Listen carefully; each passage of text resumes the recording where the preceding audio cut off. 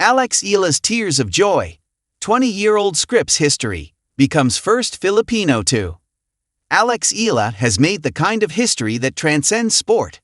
At just 20 years old, she became the first player from the Philippines to win a main draw singles match at a Grand Slam, defeating Denmark's Clara Tauson in a dramatic opening round match at the US Open on Monday, August 25. The three-set scoreline, 6-3, 2-6, 7-6, 13-11, barely captures the intensity of the battle. Eala led with composure in the first set, faltered in the second, and looked on the brink of defeat in the third when Tauson surged ahead 5-1. But the young Filipina, backed by a noisy crowd that included many from New York's Filipino community, dug in with remarkable resilience.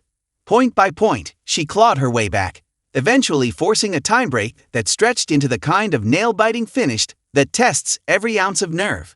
When Tauson's final shot drifted wide, Eala dropped to her knees in tears, overwhelmed by the magnitude of the achievement.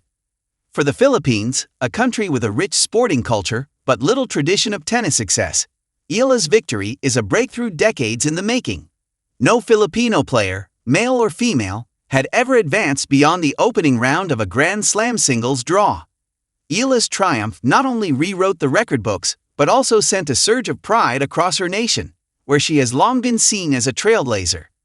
Eala herself was quick to acknowledge that the moment was bigger than her. "It's not just about me," she was quoted saying courtside. "This is about inspiring kids back home, about showing them that we can belong on this stage." Rising through the ranks, Eala's rise has been steady, marked by milestones that hinted at this historic breakthrough. As a teenager, she trained at the Rafa Nadal Academy in Spain, a move that sharpened her technical skills and exposed her to world-class competition. In 2022, she won the US Open girls singles title, becoming the first Filipina to capture a junior Grand Slam trophy. That triumph signaled her potential, but the path to the professional level was anything but straightforward. Injuries and the pressures of transition slowed her early steps on the WTA Tour, yet Eala kept pushing. This year has been her true coming of age.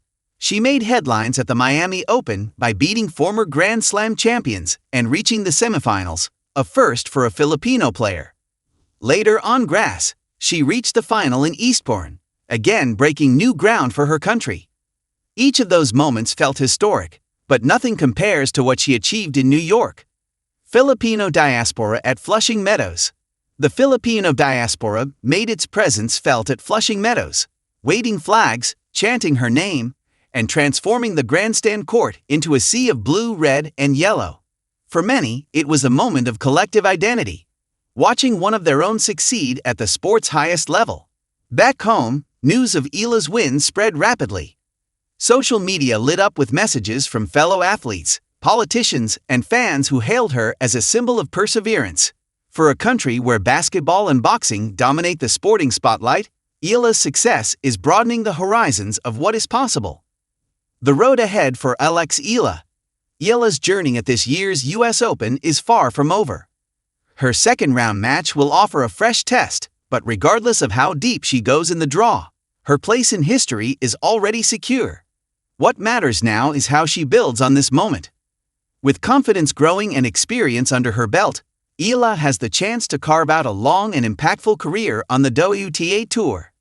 But perhaps the greater story lies beyond her individual success. Eala's win will likely inspire a new generation of young Filipinos to pick up a racket, dream bigger, and believe that global stages like Wimbledon, Roland Garros, and the US Open are not out of reach. A new era for Filipino tennis. Every so often, sport delivers a moment that feels like a turning point. For Philippine tennis, Eala's breakthrough in New York may be just that.